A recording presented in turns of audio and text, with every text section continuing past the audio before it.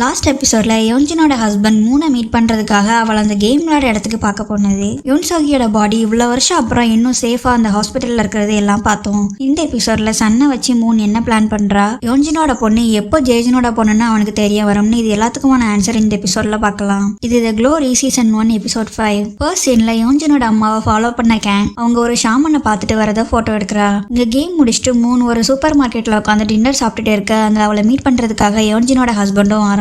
தூரத்துல நின்று அவ சாப்பிட்றத பார்த்துட்டு இருக்க அவளோ அவனை கண்டுக்காம சாப்பிட்டுட்டே இருக்கிறா. ஸோ ஸ்ட்ரைட்டா மூன் கிட்ட போய் நான் கொடுத்த காசுல தான் இதை வாங்கி சாப்பிட்றியான்னு கேட்க அவளும் இல்ல இது என்னோட காசுல வாங்கினேன், இந்த நீயும் ஒன்னு சாப்பிடுன்னு அவனுக்கும் ஒன்னு கொடுக்குறா. அதை வாங்கின அவனும் நீ சூதாடுறது தான் உன்னோட வேலையாவே வச்சிருக்கியான்னு கேட்டதுக்கு ஆமா என் லைஃபையே அந்த கேம்ல தான் அடமானம் வச்சிருக்கேன், அதுல வின் பண்றதுதான் என்னோட கோல்னு யோன்ஜின மனசுல வச்சுட்டு சொல்றா. அப்போ அவ கொடுத்ததை அவன் சாப்பிடாம வச்சிருக்கத பார்த்துட்டு இந்த மாதிரி சாப்பாடுலாம் சாப்பிட மாட்டியான்னு கேட்க அவனும் நான் டயட்ல இருக்கேன்னு சொல்லிடுறான். அப்படியே அவன் மூன் கிட்ட உனக்கு ஏன் அந்த கேம் விளையாட பிடிச்சிருக்குன்னு கேட்டதுக்கு அந்த கேம்ல தான் சைலண்டா ஆப்போனண்ட் அடிச்சு காலி பண்ண முடியும்னு அவளும் பதில் கொடுக்குறா. சரி நெக்ஸ்ட் டைம் விளையாடும் போது என்னையும் கூப்பிடுன்னு சொல்லிட்டு அவனோட பிசினஸ் கார்டை கொடுக்க அப்ப வரும்போது நீயும் நிறைய காசு எடுத்துட்டு வான்னு அவ சொல்லிட்டு அவனுக்கு கொடுத்த சாப்பாடையும் எடுத்துட்டு போயிட்டுறா. அவனும் அவ போறத பார்த்துட்டே நிக்க யாரோ தூரமா நின்று அதையெல்லாம் போட்டோஸா எடுக்கிறாங்க. வீட்டுக்கு வந்த மூன் கிட்ட அவளோட ஹவுஸ் ஓனரும் உன் கார்ல ஒரு ஸ்கூலோட ஸ்டிக்கர் இருக்குது, அங்கதான் நீ டீச்சரா ஒர்க் பண்றியான்னு கேட்டுட்டு இப்போ நீ பாக்குறது ரொம்ப நல்ல வேலை, எக்காரணம் கொண்டு அதை மட்டும் விட்டுட்டு அதன்னு அட்வைஸ் கொடுக்குறாங்க. அப்போ மூணும் அவங்க கிட்ட ரொம்ப நாளா கேட்கணும்னு நினைச்சிருந்த கேள்வியை அப்போ கேட்கறா. ஏன் இங்க குடியிருக்கிற எல்லாரை விடவும் எனக்கு ரெண்ட் கம்மியா இருக்குன்னு கேட்க அந்த ஹவுஸ் ஓனரோ அதுக்கு சரியான பதில் கொடுக்காம போயிடுறாங்க. மூணும் ஹேங்கும் எப்பவும் டைரக்டா மீட் பண்ணாம கார்ல நோட்ஸ் எழுதி வச்சே பேசிக்கிறாங்க. இப்படியே ரொம்ப நாள் நோட்ஸ் எழுதியே பேச ஃபைனலா மூன் ஹேங்க மீட் பண்ணலாமான்னு கேட்டதுக்கு ஹேங்கும் ரொம்ப ஹாப்பி ஆகி அவளை மீட் பண்ண போறா. அப்படியே ரெண்டு பேரும் பேசிட்டு இருக்கும்போது ஹேங் யோன்ஜினோட அம்மா அடிக்கடி ஒரு ஷாமனை மீட் பண்ண போறாங்கன்னு அந்த போட்டோஸ் எடுத்து காட்டுறா. அப்ப அதுல இருக்கிற அவ அம்மா பாய் ஃப்ரெண்டை காட்டி அவனை மட்டும் ஃபாலோ பண்ணிடாத அவன் ஒரு பெரிய போலீஸ்னு சொல்ல ஹேங்கோ அவனை பத்தின எல்லா டீடைல்ஸையும் மூன் கிட்ட சொல்றா. அதெல்லாம் எப்படி உனக்கு தெரியும்னு மூன் கேட்டதுக்கு நான் அவனோட போலீஸ் ஸ்டேஷன் மாதிரி இருக்க ரெஸ்டாரண்ட்ல டெய்லியும் சூப் குடிச்சு மத்த போலீஸ்லாம் அவனை பத்தி பேசுறத கேட்டுட்டே இருப்பேன்னு சொல்றா. சோ மூன் ஹேங்க பார்த்து இந்த வேலை ரொம்ப டேஞ்சர் ஆனது, ரொம்ப ரிஸ்க் எடுக்காதன்னு அட்வைஸ் கொடுக்குறா. அதுக்கு சரின்னு சொன்ன ஹேங் அவளை போட்டோ எடுக்க அவளுக்கு பழைய மெமரிஸ் எல்லாம் மறுபடியும் ஞாபகம் வந்துடுது. இதனால பயந்து போன ஹேங் சாரி கேட்க மூன் ஸ்ட்ரைட்டா உட்காந்துட்டு இப்ப என்ன போட்டோ எடுன்னு சொல்ல ஹேங் அவளை நிறைய போட்டோஸ் எடுக்கிறா. யோன்ஜின் அவ பொண்ணோட ஸ்கூலுக்கு போய் பிரின்சிபல் கிட்ட மூன் எப்படி அங்க டீச்சர் ஆகுனான்னு கேட்க அவரும் சேர்மன் அதாவது அவளோட மாமனார் தான் ரெக்கமெண்ட் பண்ணாருன்னு சொல்றாரு. இதை கேட்ட ஷாக் ஆனவ பிரின்சிபல் கிட்ட மூனோட ரெசியூமை பாக்குறதுக்காக கேட்கிறா. கிளாஸ்ல அவளோட பொண்ணு பக்கத்துல மூன் நிக்கிறத யோன்ஜின் பார்க்க அவ வேணும்னே அந்த பொண்ணு கழுத்து பக்கத்துல சிசரை கொண்டுட்டு போறா. பட் அதுக்குள்ளே அவளோட பொண்ணு யோன்ஜினை பாத்துடுறா.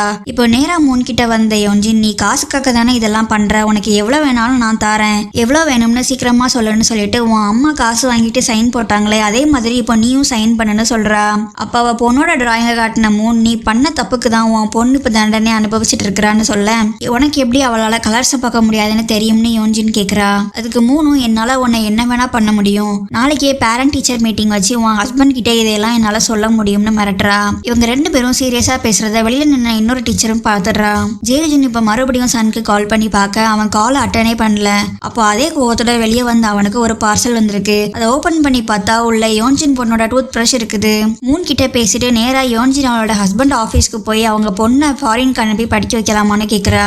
பட் அவனும் அவளுக்கு 6 வயசு தான் ஆகுது, இப்பெல்லாம் எங்கேயும் அனுப்ப முடியாதுன்னு சொல்லிடுறான். அதனால யோன்ஜினும் உன்னோட அப்பாவை நான் மீட் பண்ணணும், ஒரு மீட்டிங் அரேஞ்ச் பண்றியான்னு கேட்டுட்டே போக இவளுக்கு என்னதான் ஆச்சுன்னு அவனும் ஒன்னும் புரியாம அவளையே பாக்குறான். சோ இதுக்கப்புறம் நேரா அவ அம்மாவோட போலீஸ் பாய் ஃப்ரெண்ட் கிட்ட போய் மூனை பத்தி எல்லாம் விசாரிக்க சொல்றா. சாயை ஃபாலோ பண்ண ஹேங் அவ ரெஸ்ட் ரூம்ல இருக்கிறப்போ அவளோட மொபைலை திருடிடுறா. ரூம்க்கு வந்த அப்புறம் தான் சாய்க்கும் அவளோட மொபைல் மாறி போனது தெரிய வருது. அந்த மொபைல ஹேங் மூன் கிட்ட பாஸ்வேர்டோட கொடுக்க அவளோ ஹேங் அவ எக்ஸ்பெக்ட் பண்ணதை விட ரொம்ப நல்லாவே ஹெல்ப் பண்றான்னு தேங்க்ஸ் சொல்றா. இப்போல்லாம் மூணால ஹேங் கூட இருக்கிறப்போ அவளோட சிரிப்பை கண்ட்ரோலே பண்ண முடியல. பட் இப்ப அவ ஹாப்பியா இருக்க அளவுக்கு தகுதி இல்லைன்னு நினைச்சிட்டு எல்லாத்தையும் கண்ட்ரோல் பண்ணிக்கிறா. சாராவோட அப்பா சர்ச்சில் பிரேயர் நடந்துட்டு இருக்க அப்போ எல்லாரும் கண்ணை மூட அவ மட்டும் கண்ணை திறந்து சுத்தி சுத்தி பார்க்க அங்க தூரத்துல மூணு உட்காந்து இவளையே முறைச்சு பார்த்துட்டு இருக்கிறா. பிரேயர் முடிஞ்சு ரெண்டு பேரும் வெளியே வந்ததும் உனக்கு உண்மையாவே கடவுள் மேல நம்பிக்கை இருக்கான்னு கேட்டுட்டு அவளை ஸ்மெல் பண்ணி பார்க்க அவ மேல ட்ரக்ஸோட ஸ்மெல் வருது. இந்த விஷயத்த மூன் போலீஸ் கிட்ட சொல்லிட்டு வரலான்னு பயந்த சாரா தள்ளி போக அவ ஒரு பேக் அவகிட்ட கொடுத்து எனக்கு இது ஃபுல்லா பணம் வேணும்னு சொல்றா. பட் அதை கேட்ட சாரா உனக்கு பைத்தியம் பிடிச்சிருக்கான்னு அடிக்க வர இவ்வளவு நாள் அடி வாங்கிட்டு இருந்த மூன் இப்ப திருப்பி அடிக்க ஆரம்பிக்கிறா. அவ சாராவை பிடிச்சி கீழே தள்ளதுல கொஞ்சம் முடி அவ கையோட வந்துடுது.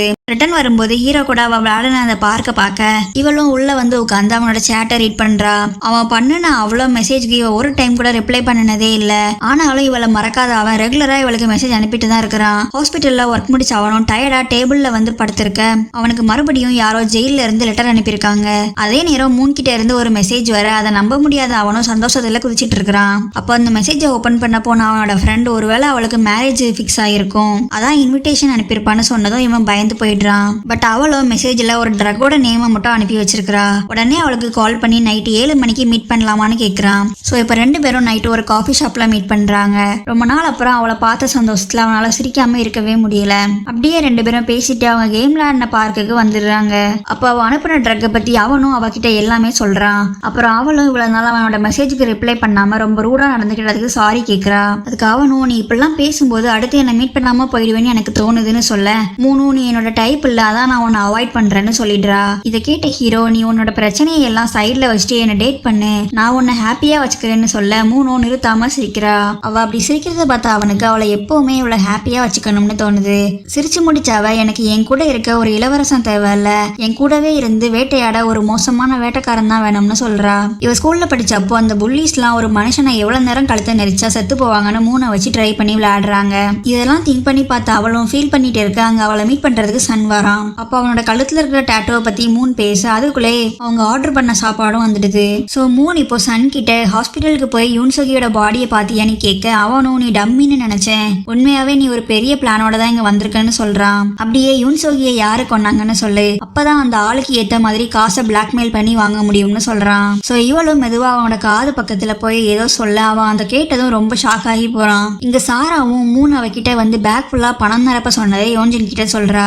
அதே நேரம் ஜேஜுனும் அங்க வர சன் ஏன் யாரோட காலையும் அட்டன் பண்ண மாட்டான், நீ அவனை வேலையை விட்டு தூக்கிட்டியான்னு சாரா கேக்குறா. அதுக்கு அவனும் இன்னும் வேலையை விட்டு தூக்கல, இனிமே தூக்கிடுவேன்னு சொல்லிட்டு யோன்ஜின் கிட்ட அவளோட பொண்ணை பத்தி விசாரிக்கிறான். பட் அவன் கேட்டதை கண்டுக்காத யோன்ஜின் மூன் ஏன் இவ்வளவு நாள் அப்புறம் இப்போ பழிவாங்க நினைக்கிறான்னு அவங்க எல்லார்கிட்டையும் சொல்றா. ஆனா இன்னும் அந்த மேட்டரை விடாத ஜேஜுன் மறுபடியும் யோன்ஜினோட பொண்ணு எந்த ஸ்கூல்ல படிக்கிறா, நான் அவளுக்கு ஒரு கிஃப்ட் கொடுக்கணும், அவ எந்த கிளாஸ்னு எல்லாம் கேக்குறான். பட் யோன்ஜின் அவ பொண்ணை பத்தி ஒரு வார்த்தை கூட அவன் கிட்ட சொல்லல.